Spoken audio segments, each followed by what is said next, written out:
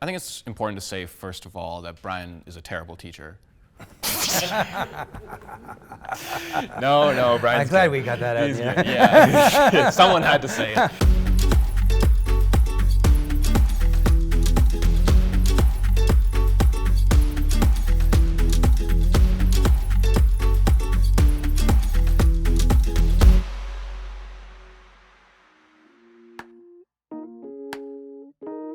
Hi, my name's Brian Dickinson. I teach at Humber College, and I've been a professional musician for 40 years now.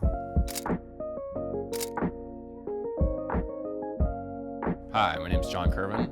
I'm 23 years old. I've been playing piano for about 13 years now, and I'm a student at Humber College.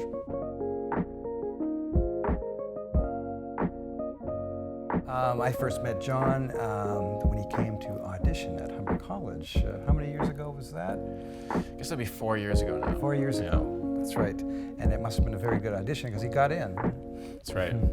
Now I'm Brian's star pupil. At the auditions, I have everyone play some set pieces that they have to bring in. I also get them to do a bit of playing with me, and I have to make sure that someone can function in the music program, playing in ensembles and that kind of thing. And I knew John could do that, and that's how we got into the program.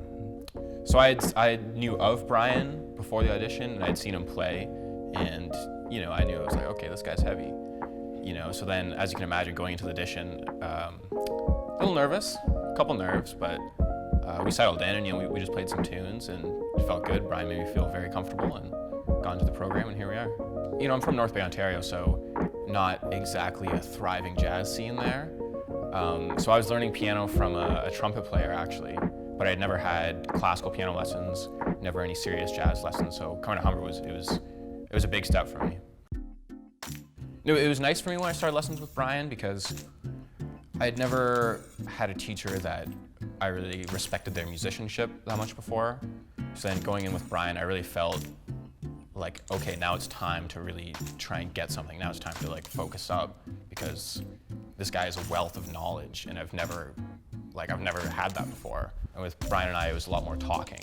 We would talk about different types of music, talk about different technical things and harmonic things.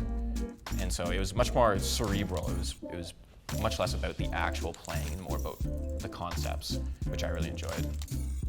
I tend to shift gears, depending on which situation I'm in, And that could happen even teaching too. I'll have somebody come in who, some people come in, maybe they want to know this, they want to know this, they want to know this, they want to know this, and I can go, here you go. And then other people are, have more philosophical questions that might be just as valid and need to be addressed the same too. So it goes different ways with different students, depending on their needs. But I think he also does a good job of, we talk about that for a while, and then he goes, well, how can we best use our time here? And then we start talking about the sus flat 9 and the bop scales and all that. I don't know if Brian was wrong about this, but he was talking about practicing what he preaches, And so something he always would tell me is, he's like, you can play a little quieter, you don't have to bang away on the piano. And then I go see him play at the Rex, and he's just, so I was like, oh, what are you talking about, Brian?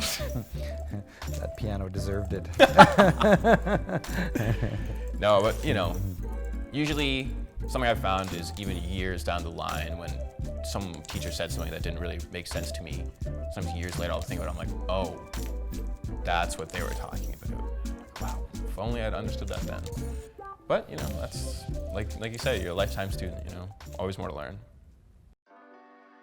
A lot of people do things for work that we need to do to survive and to live and to thrive. And then music is one of those things that gives us a reason to live and survive and thrive, So I think it's one of the most important things is to take that tradition and just keep passing it down. Like all Brian's teachers show him things, and then he shows me things, and now I'm going and showing my students things. Just to be part of that connection, that flow throughout all the generations is really, it's something to see, it's wild. Yeah, and I think it's more important. It's always been more important. I think it's even more important now just because media is kind of everywhere. And you know, you go to the grocery store, you hear music. You get in your car, you hear music. Like people are getting bombarded with it from whether they want it or not, from all sides. And I think the thing missing there is someone who actually knows a lot about music, telling you what you need to know about music. I think music makes the world a much better place.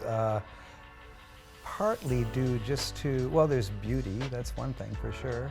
And there's a certain amount of mystery there too. You know, I think I seem to be attracted to things that I just can't ever quite figure out. You know, it's an undeniable connection between the musicians and the audience. And you know, when it's a whole room or a whole stadium full of people all experiencing that same moment, I think it's, you know, it's an extremely powerful thing. But there's still something at the very center of it that's really kind of unexplainable and can't really be explained. I mean, just like, why do you hear a particular piece of music and you know, next thing you've got goosebumps and the hair rising on the back of your neck? It's like, you know, it's a sound. Why did it's organized in a certain way. Why did it create that? And I don't think, and it's different for every person too, what they might hear and what might produce that. And I think that's, you know, there's a certain amount of magic there, and that's very important.